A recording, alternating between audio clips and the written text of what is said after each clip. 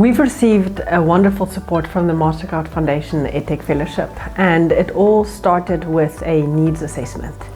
This needs assessment allows you to complete, I think, 60 questions on what your company needs, knowing or unknowingly.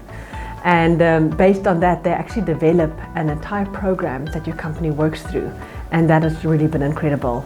That involves setting milestones around maybe your branding. In our case, it was our verbal identity, our visual identity, financial models, fundraising, and the likes. I think for us, we always value going deeper first before going wider. And I think what we thought is that we're quite deep, our roots and how we do things.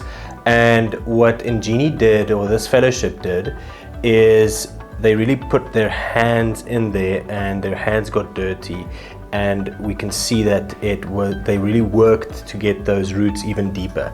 So I think what was unexpected for me is how much more depth you can bring to every facet of your company if there is somebody from the outside that actually looks into your company and evaluates it and shows you how you can go deeper.